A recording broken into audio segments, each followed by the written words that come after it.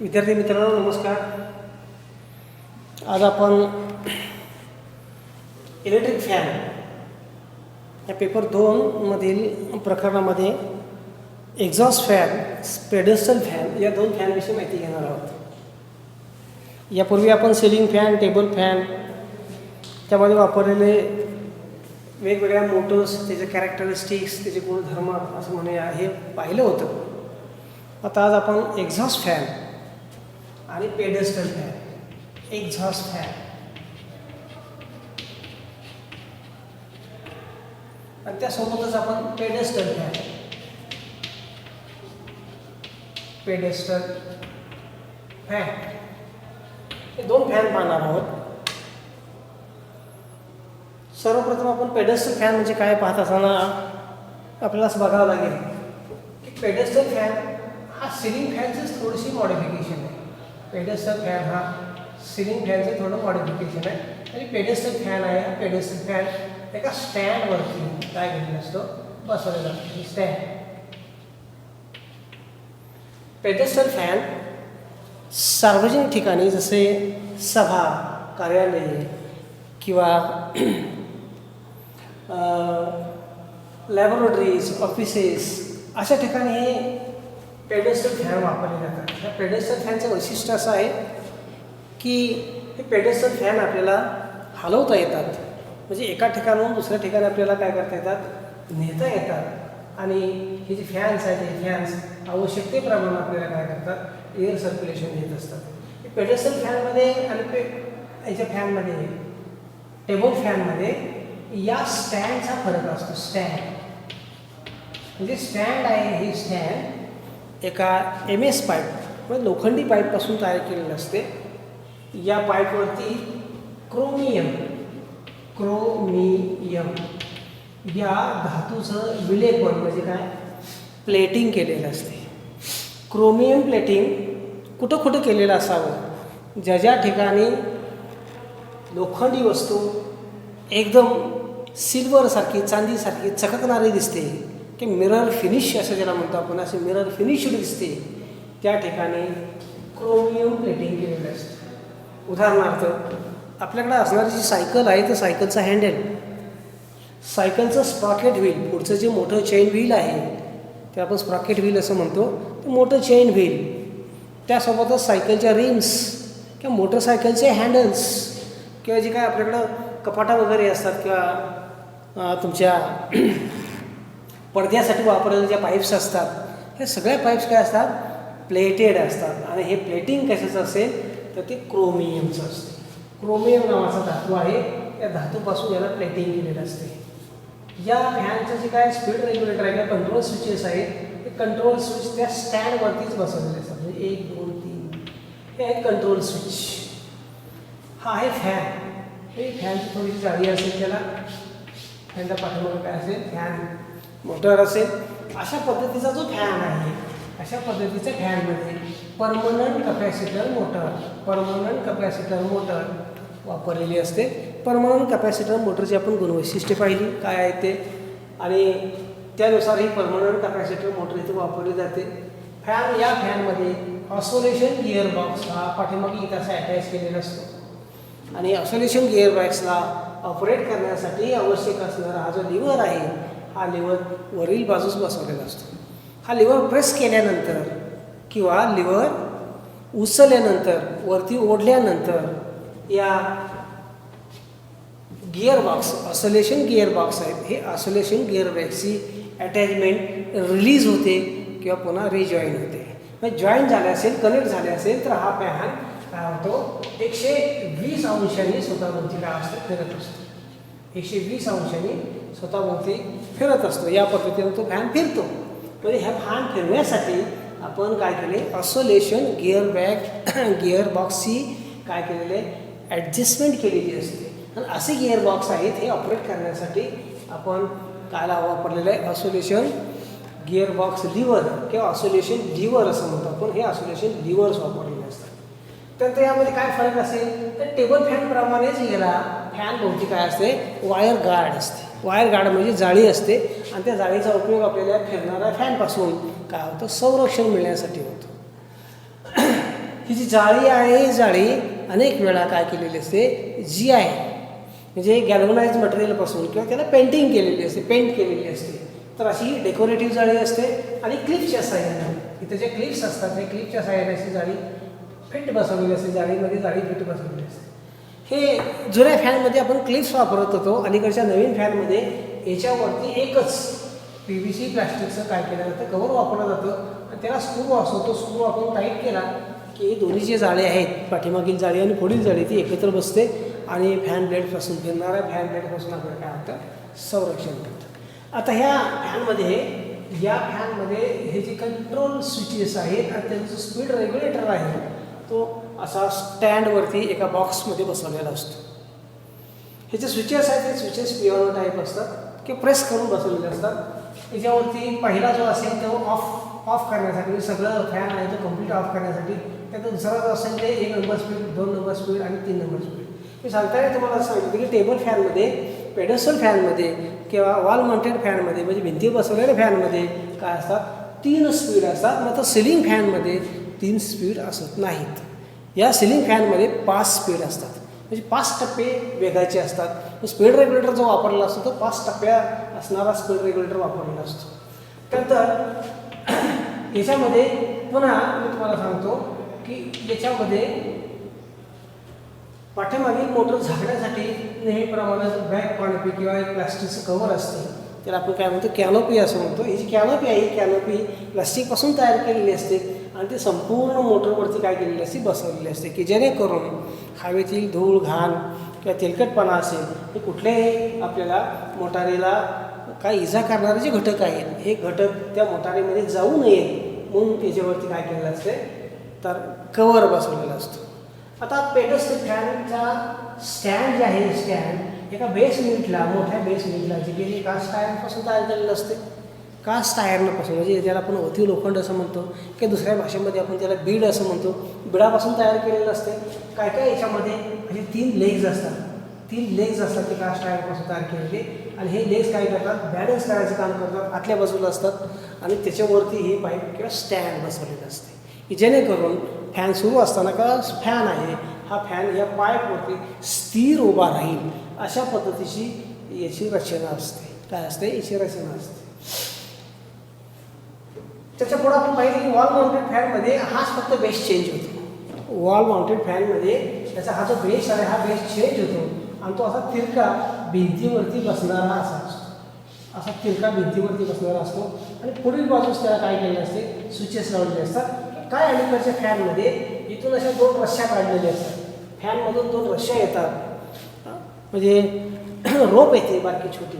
एक असते ते ऑसोलेशन लिव्हर ऑपरेट करण्यासाठी आणि दुसरी असते तो स्विच कंट्रोल करण्यासाठी. या फॅनमध्ये असा रशी असणाऱ्या फॅनमध्ये आपण रोटरी टाईप स्विच वापरतो. रोटरी टाईप स्विचचं वैशिष्ट्य काय आहे, तर त्याच्यामध्ये मल्टीपोल्स असतात, मल्टीपोल्स.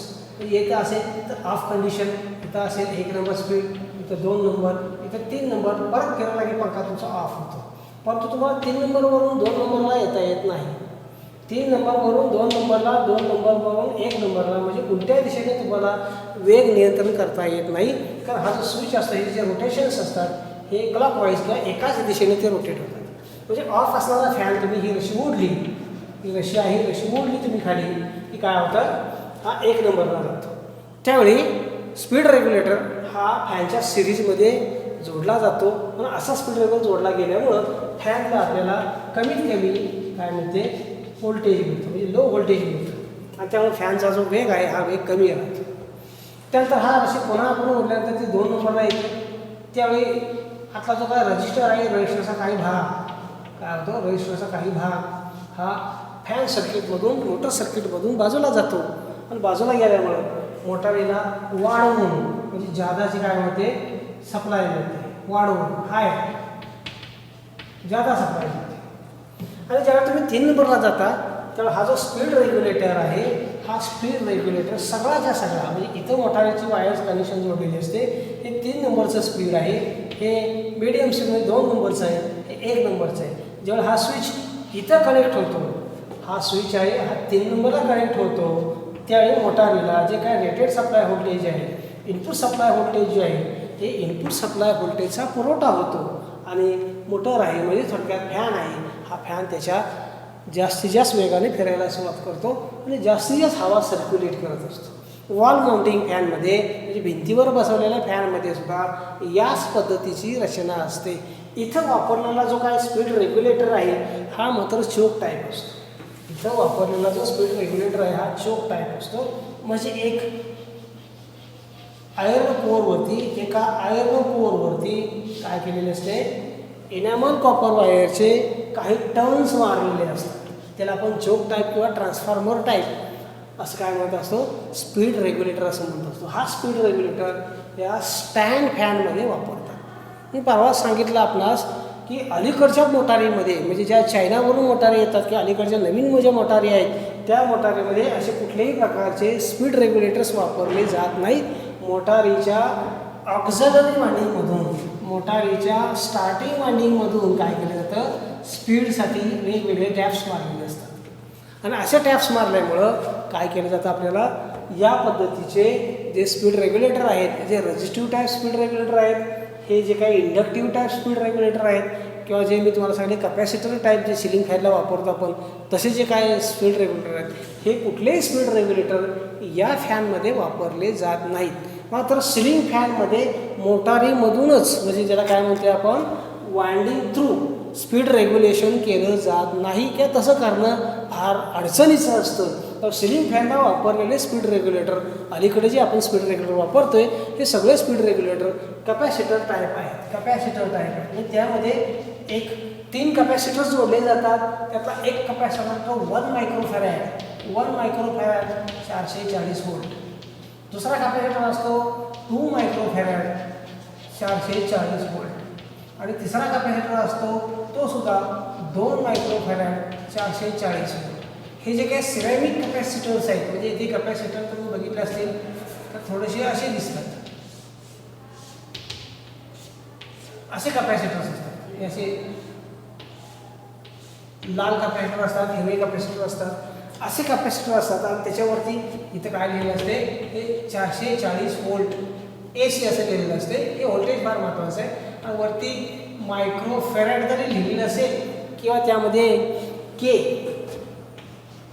टाईप किंवा जे अक्षरानं जे काय त्याचं कोडिंग आहे त्या कोडिंगमध्ये त्याची किंमत लिहिलेली असते. म्हणून हे जे 3 कपॅसिटर आहेत, हे 3 कपॅसिटर विशिष्ट जोडणीनं म्हणजे काही वेळा आपण काय करतो, ही 1, 2 आणि 3 हे तिन्ही कपॅसिटर जर मी पॅरललमध्ये जोडले म्हणजे कपॅसिटरची जी जोडणी आहे ही कपॅसिटरची जोडणी जर मी पॅरलल केली, हा पहिला कपॅसिटर, हा दुसरा कपॅसिटर आणि हा तिसरा कपॅसिटर, हे तिन्ही जर कपॅसिटर मी काय केले पॅरललमध्ये जोडले, तर मोटारीला जाणारा जो विद्युतदाब असतो तो पूर्णपणे असतो, संपूर्ण असतो. आणि अशा वेळी तुम्हाला काय होतं, जास्तीत जास्त काय मिळते, मोटारीचा वेग मिळतो.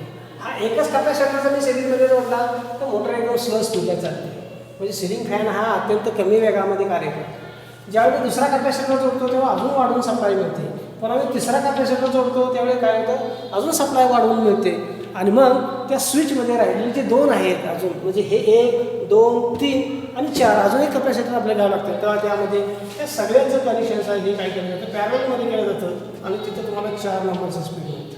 5 नंबरच्या स्पीडमध्ये म्हणजे शेवटच्या हाय स्पीडमध्ये कुठल्याही प्रकारचा कपॅसिटर किंवा स्पीड रेग्युलेटर हा त्या फॅनच्या सर्किटमध्ये असत नाही. तर अशा पद्धतीचे जे काही फॅन रेग्युलेशन आहे किंवा स्पीड रेग्युलेशनच्या पद्धती आहेत यापैकी तुमच्या सिलिंग फॅनमध्ये मात्र आपण काय करतो, कपॅसिटिव्ह टाईप स्पीड रेग्युलेशन वापरतो. आता जो फॅन आहे त्याला आपण म्हणतो एक्झॉस्ट फॅन. हा एक्झॉस्ट फॅन आहे, हा काय करत असतो, दूषित हवा आहे ही दूषित हवा रूममधून बाहेर टाकण्याची कार्य करत असतो. म्हणजे ह्या एक्झॉस्ट फॅनमध्ये तुम्ही म्हणताय त्या पद्धतीनं मोटर असणार आहे, मोटर. आणि ही जी मोटर असेल ही कुठली असते, तर permanent capacitor motor, PCM motor, permanent capacitor motor. पुन्हा याचा महत्त्वाचा जो भाग आहे त्याला आपण म्हणतो फॅन ब्लेड्स. याच्यामध्ये टेबल फॅनप्रमाणे फॅन ब्लेडचा संच असतो, सुट्टे फॅन ब्लेड्स असत नाहीत. याच्यामध्ये सुद्धा फॅन ब्लेडचा संच असतो. त्यासोबतच याच्यामध्ये काय असेल तुम्ही असतात, त्याला आर्म असतात.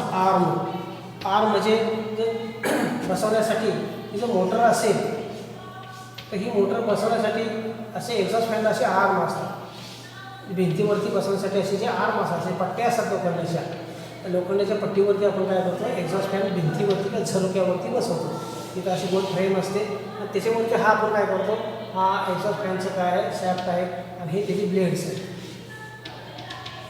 हे ब्लेड्स.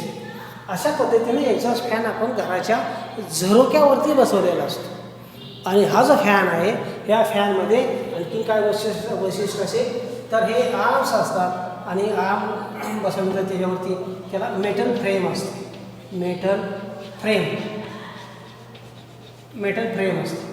आणखी ह्याचं खास वैशिष्ट्य आहे तर याच्यामध्ये सप्लाय कॉर्ड असत नाही. या फॅनमध्ये सप्लाय कॉर्ड असते, भिंतीवरच्या फॅनमध्ये सप्लाय कॉर्ड असते, पण सिलिंग फॅनला आणि एक्झॉस्ट फॅनला सप्लाय कॉर्डचा वापर केला जात नाही. सप्लाय कॉर्ड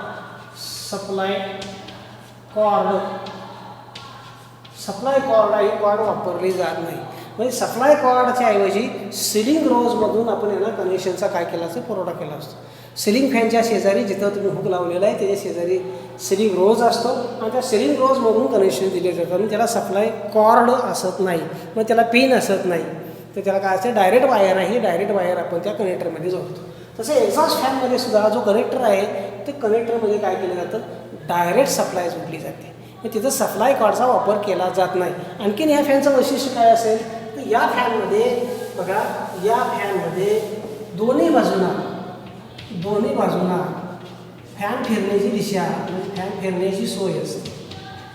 जर फॅन घड्याळाच्या काट्याच्या दिशेने फिरत असेल म्हणजे एक्झॉस्ट फॅन फिरण्याची दिशा जर घड्याळाच्या काट्याच्या दिशेने असेल तर रूममधून म्हणजे हा जो झरोका आहे ह्या झरोक्यामधून हवा अशी बाहेर खेचली जाते. तेव्हा हॉलमधली, रूममधली किंवा कार्यालयामधली ही दूषित हवा आहे, गरम झालेली हवा आहे, ही हवा त्या एक्झॉस्ट फॅननं की किचनमधील जे काही धूर वगैरे तयार झाला असेल स्वयंपाकाचा मसाल्याच्या पदार्थाचा तो बाहेर काढला जातो. पण अनेक वेळा आपल्याला असं होतं की हाच एक्झॉस्ट फॅन आपण व्हेंटिलेटर म्हणून म्हणजेच आपल्याला स्वच्छ हवेचा पुरवठा करणारा म्हणून, जेव्हा आपण स्वयंपाक वगैरे करणार नाही किंवा त्यामध्ये दूषित गॅस काय निर्माण झाले नसेल तर याची दिशा बदलून पुन्हा आपल्याला या आतील दिशेनं म्हणजे पंख्याची दिशा जर आपण बदलली तर एक स्विच असतो, त्याला आपण काय म्हणतो, डबल पोल स्विच असं म्हटलं जातं.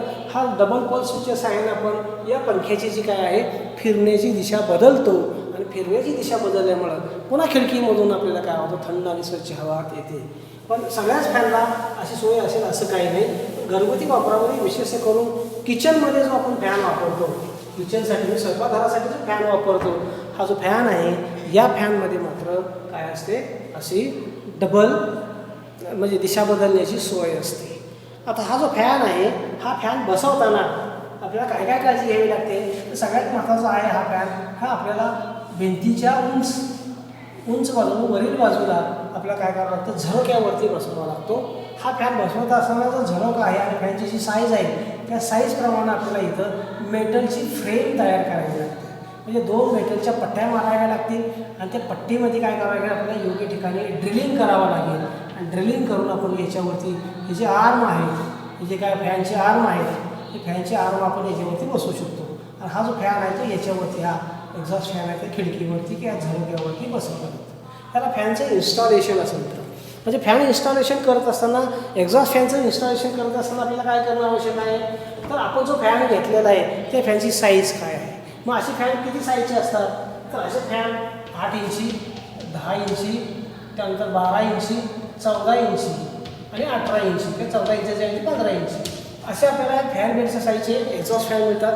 सगळ्यात मोठा सिंगल फेजमध्ये आपल्याला 18 इंची एक्झॉस्ट फॅन मिळतो. असा 18 इंची घेतलेल्या एक्झॉस्ट फॅनची एक फ्रेम असते पुढच्या बाजूला असते, बघा सांगितलेल्या पद्धतीनं मेटल फ्रेम असते. ज्या मेटल फ्रेमवरती इथं असं नटबोल्ट लावून किंवा स्क्रूज लावून त्याची काय केली असते, ही जी फ्रेम आहे म्हणजे हे जे आर्म आहेत ते आर्म बसवलेले असतात आणि ह्या आर्मवरती ही मोटर आहे, ही मोटर बसवलेली असते. ही जी फॅनची मोटर आहे ती मोटर ह्या आर्मवरती बसवलेली असते. म्हणजेच आपल्याला सुरुवातीला काय करावं लागेल तर ही जी फ्रेम आहे ही फ्रेम ज्या ठिकाणी आपण बसवणार आहोत त्या ठिकाणी आपण काय करावं लागेल, त्याचे मेजरमेंट्स घ्यावे लागतील, मापं घ्यावी लागतील. माप घेतल्यानंतर तशी बसवण्यासाठी तिला जे काय होल्स आहेत 1, 4 असे होल्स असतात समोरासमोर. काय असतात? 4 होल्स असतात समोरासमोर. त्या 4 होल्ससाठी आपल्याला काय करावं लागेल? खिडकीला एक ॲडजस्टमेंट करावी लागेल. म्हणजेच खिडकीमध्ये आपल्याला एक फ्रेम तयार करावं लागेल. दुसरी फ्रेम तयार करावं लागेल लोखंडी पट्टीची. आणि ह्या लोखंडी पट्टीला या फ्रेमच्या साह्याने आपल्याला ड्रिल घ्यावी लागेल. आणि इथं नटबोल्ट्स लावून काय करून नटबोल्ट्स लावून आपल्याला ते फिक्स करता येतं. काही फॅनमध्ये मात्र या डायरेक्ट काय असतात, याला ड्रिलिंग केलेली फ्रेम असते. या फ्रेमवरती ड्रिलिंग करून काय केलेली सोय असते. आणि जर आपल्याला ती ॲडजस्ट होत असेल कोपऱ्यामध्ये किंवा या फ्रेमवरती किंवा या झरोक्यावरती ॲडजस्ट होतं, खिडकीत ॲडजस्ट होत असेल. झरोका म्हणजे काय, खिडकी म्हणजे काय, जी भिंतीच्या उंच बाजूला जे असं छोटासा खिडकीसारखा जो भाग असतो त्याला आपण झरोका असं म्हणतो. जी दूषित हवा जी असते ती नेहमी गरम असते, उष्ण असते. त्यामुळे ती वर वर वर वर जाते, वजनाने हलकी असते, वर जाते. आणि अशी वर गेलेलीच हवा ती आत ओढण्यासाठी काय करतो आपण, एक्झॉस्ट फॅनची जी काय मांडणी आहे, एक्झॉस्ट फॅनचं जे इन्स्टॉलेशन आहे, हे इन्स्टॉलेशन आपण वरच्या बाजूला करत असतो. तुम्ही सिनेमागृहामध्ये गेला असेल किंवा सभागृहामध्ये गेला असेल किंवा एखाद्या केमिकल फॅक्टरीमध्ये गेला असेल तर तिथं तुम्हाला पाहायला मिळेल की अशी एक्झॉस्ट फॅनची लाईन लावलेली असते. असे एक्झॉस्ट फॅन काय केले असतात, लाईन लावले असते, ज्यामध्ये दूषित हवा जी आहे ही मोठ्या प्रमाणात निर्माण होऊ शकते. अशा ठिकाणी ही दूषित हवा काढून टाकण्यासाठी काय केलेलं असते, एकाऐवजी अनेक फॅनची जोडणी केलेली असते. आणि हे सगळे फॅन आहेत, हे सगळे फॅन वरील बाजूस म्हणजे झरोक्यावरती इथं जो वरील बाजूस आहे इथं असं वरच्या बाजूला भिंतीवरती काय केलेला असतो, हा फॅन लावलेला असतो. एक्झॉस्ट करत असताना आणखीन एक महत्त्वाची गोष्ट लक्षात ठेवावी लागते, वाऱ्याची दिशा. घरामध्ये येणाऱ्या वाऱ्याची दिशा एका विशिष्ट दिशेनं जर येत असेल तर त्याच्या विरोधी म्हणजे एक्झॉस्ट फॅन आहे, हा एक्झॉस्ट फॅन या बाजूला हवा एक्झॉस्ट करून चालत नाही. तर ती हवा जी एक्झॉस्ट करणार आहे आपण ती सुद्धा याच बाजूला करायला लागेल. मग त्यामुळे काय होईल, येणारी हवा या बाजूला थंड येईल, तिला विरोध न करता तसंच एक्झॉस्ट फॅन हवा तसं बाहेर ढकलत असेल या बाजूला, तर ते जास्त इफेक्टिव्ह एक्झॉस्ट ज्याला म्हणतो आपण, की जास्त परिणामकारक एक्झॉस्ट ज्याला म्हणतो, हा असा परिणामकारक एक्झॉस्ट होईल. पण अनेक वेळा आपण या कुठल्या गोष्टीचा विचार न करता दरवाजावरती, खिडकीवरती, झरोक्यावरती अशा ठिकाणी एक्झॉस्ट फॅन लावून देतो आणि तो एक्झॉस्ट फॅन चालू केल्यावर एक्झॉस्ट होत नाही आहे. एक्झॉस्ट होत नाही हे आपल्याला कधी लक्षात येतं, तर बऱ्याच वेळा आपल्याला असं जाणवतं की स्वयंपाकघरातील तेलकट जो भाग आहे तो सगळा घरामध्ये आलेला आहे, धूर जो आहे तो धूर घरामध्ये आलेला आहे. आणि मग आपल्याला असं लक्षात येतं की एक्झॉस्ट होत नाही. आपल्या कॉलेजमध्ये जे काय रसायनशास्त्राचे जे काही लॅबोरेटरीज आहेत, रसायनशास्त्र बायोलॉजीचे काही लॅबोरेटरीज आहेत, त्याच्यामध्ये असं बरंचसं काय होतं असतं, वास येणारे स्मेलिंग गॅस असतं काय, त्याला आपण केमिकल फ्युम्स म्हणूया, केमिकल फ्युम्स. हे जे केमिकल फ्युम्स असतात, हे केमिकल फ्युम्स बाहेर काढल्या गेल्या नाही तर काय होतं, त्याच्यापासून आत केमिकलमध्ये काही इमारतीमध्ये वापरलेले जे लोखंडी पार्ट आहेत, दरवाजे आहेत, खिडकी आहेत, ह्या किंवा जे काय आणखीन इन्स्ट्रुमेंट्स आहेत हे गंजायला सुरुवात होतात, म्हणजे रस्टिंग होतं. हे रस्टिंग व्हायचं नसेल तर आपल्याला असे जे केमिकल फ्युम्स आहेत हे केमिकल फ्युम्स बाहेर काढावे लागतात. आणि हे काढण्यासाठी आपल्याला काय करावं लागतं, एक्झॉस्ट फॅनचा वापर करावा लागतो. एक्झॉस्ट फॅन आहे, हा exhaust fan basically single phase motor असतो. फक्त मोटर बसवण्याच्या पद्धतीवरून काय केलेलं आहे, तो कार्य काय करतो, हवा एक्झॉस्ट करतो का हवा सर्क्युलेट करतो, त्याच्यावरून ह्या फॅनचे प्रकार पडले. तिसरा जो फॅन आहे त्याला आपण केबिन फॅन असं म्हणतो. वॉल माउंटेड फॅनसारखाच हा केबिन फॅन असतो, पण तो आकारानं लहान आणि कॉम्पॅक्ट जागेमध्ये म्हणजे कमीत कमी जागेमध्ये बसत असल्यामुळं त्याला आपण केबिन फॅन असं नाव देतो. फॅनच्या रचनेमध्ये टेबल फॅनच्या, वॉल माउंटेड फॅनच्या, तुमच्या पेडस्टल फॅनच्या रचनेमध्ये, त्यात वापरलेल्या मोटरमध्ये, त्याचं असणारं स्पीड नियंत्रणामध्ये बदल असत नाही. एक्झॉस्ट फॅनला वेग नियंत्रण असत नाही, म्हणजे एक्झॉस्ट फॅनला स्पीड कंट्रोल केले जात नाही, तो एका स्थिर वेगाने फिरत असतो. एक्झॉस्ट करण्याचं जे काम आहे हे स्लो, मिडियम आणि हाय जसं आपण फॅन म्हणतो तशा पद्धतीचं असत नाही. ते जे काय ब्लेड्स आहेत एकाच पद्धतीने काय एकाच वेगावरती फिरतात आणि म्हणून हे एक्झॉस्ट फॅन आहेत. हे एक्झॉस्ट फॅन 1440 एवढे RPMचे फिरतात. एक्झॉस्ट फॅन आणखी इफेक्टिव्ह होण्यासाठी आपण जास्त वेगाने फिरवल्यास काहीच हरकत नाही. पण यामध्ये महत्त्वाची अडचण अशी येते की एक्झॉस्ट फॅन खिडकीवरती आपण माउंटिंग केल्यामुळं किंवा फ्रेमवरती माउंटिंग केल्यामुळं एक्झॉस्ट फॅनचं जर स्पीड आपण वाढवलं तर एक्झॉस्ट फॅन काय करतो, हवा जे काय एक्झॉस्ट करत असतो त्या हवेमुळं आणि फॅन मोटर त्या नॉईजमुळं तिथं काय होतं, एक गडगडाट निर्माण होतो किंवा बराचसा असा अनवॉन्टेड आवाज येत असतो आणि तो आवाज आपल्याला नको असतो. म्हणून एक्झॉस्ट फॅन जे असतात हे एक्झॉस्ट फॅन हे 950 RPM किंवा 1440 RPM जास्तीत जास्त. हे 1440 RPM असणारा जर तुम्ही एक्झॉस्ट फॅन जर वापरत असाल तर तुम्हाला नक्की जास्तीत जास्त आवाजाची निर्मिती होते आणि असा एक्झॉस्ट फॅन चालू केल्यावरती आपल्याला काय होतं, ह्या आवाजाला, कर्कश आवाजाला सामोरं जावं लागतं. इंडस्ट्रीमध्ये मात्र जे फॅन्स वापरले जातात ते फॅन 950 RPMचे असतात. 950 RPMचे फॅन याचा अर्थ किती, तर 6 पोल्स. हे 1440 RPM म्हणजे 4 पोल्स आणि 2850 RPM किंवा यालाच आपण 3000 म्हणूया, यालाच आपण 1500 म्हणूया, यालाच आपण 1000 म्हणूया. म्हणजे सिंक्रोनस स्पीड आहे ते 1000, 1500 आणि 3000 असं स्पीड असते. आणि मात्र त्यामध्ये असणारं काय लॉसेस आहेत, फ्रिक्शन लॉसेस वगैरे धरून हे स्पीड तेवढं येत नाही, ते थोडं कमी होतं आणि मग ते 2850 वगैरे असतं. आणि म्हणून आपण 2850 असणारा वेग असणारा एक्झॉस्ट फॅन आपण कुठेही वापरतो. ही गोष्ट लक्षात घ्या. त्या घरगुती वापरासाठी तर वापरत नाहीच. मग तो कुठला फॅन वापरा आपण, 1440 किंवा 950. आपली एक अशी समजूत आहे की फॅन जितका जास्त वेगाने फिरेल तेवढा तो हवा जास्त ओढून घेईल, असंही काही नाही. त्या एक्झॉस्ट फॅनचे जे ब्लेड्स असतात, त्या ब्लेड्सचे जे डिझाईन असतं, त्या डिझाईनवरती जो अँगल दिला आहे, कटिंग अँगल दिलेला असतो, हा अँगल किती इफेक्टिव्ह आहे, म्हणजे डिझाईन किती परफेक्ट आहे, त्यावरती सुद्धा ह्या एक्झॉस्ट फॅनचं काय असते, तर एक्झॉस्ट होण्याची क्रियेची कार्यक्षमता अवलंबून असते. तर असा हा एक्झॉस्ट फॅन आपल्याला परीक्षेमध्ये काय विचारलं जातं, त्या एक्झॉस्ट फॅनविषयी माहिती सांगा, एक्झॉस्ट फॅनची आकृती काढून सांगा, एक्झॉस्ट फॅनचे स्पेसिफिकेशन सांगा. हे जे फॅन्स आहेत हे फॅनच्या साईजप्रमाणे, म्हणजे समजा 10 बाय 10 रूम असेल, ते काय झाले 10 बाय 10 रूमसाठी किती साईजचा एक्झॉस्ट फॅन वापरावा. हे जे एक रेडीमेड तक्ता मिळतो, रेडीमेड असे टेबल मिळतं आपल्याला, आणि त्या रेडीमेड टेबलाच्या सहाय्याने आपण सिलेक्शन करू शकतो की आपला हॉल किती मोठा आहे, आपलं किचन किती मोठं आहे, आणि त्याप्रमाणे त्या हॉलच्या साईजनं आपण काय करतो, एक्झॉस्ट फॅनचं काय करतो, साईज सिलेक्ट करतो. टेबल फॅनला साईज असते, मी तुम्हाला सांगितलं 400 mm स्वीप असते, 400 mm असते ते.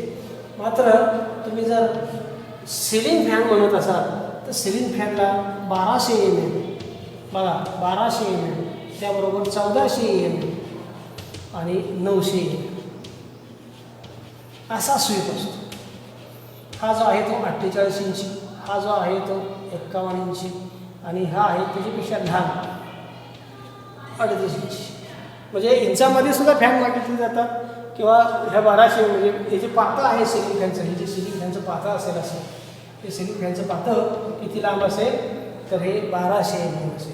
हा त्याचा स्वीप असेल. आणि म्हणून सिलिंग फॅनचा वेग आहे, हा सिलिंग फॅनचा वेग जरी कमी असेल तरीसुद्धा त्याच्यापासून मिळणारं वारं जे आहे, हवा जी आहे ही जास्त असते, टेबल फॅनपेक्षा जास्त असते. म्हणून सिलिंग फॅनचा आपण जास्तीत जास्त वापर करतो. आणि सिलिंग फॅनचं आणखी वैशिष्ट्य काय असेल, ते सिलिंगला बसल्यामुळं तो घरामधली कुठलीही जागा अडवून ठेवत नाही, आणि त्यामुळे आपल्याला काय होतं, जागेचा पुरेपूर वापर करता येतो.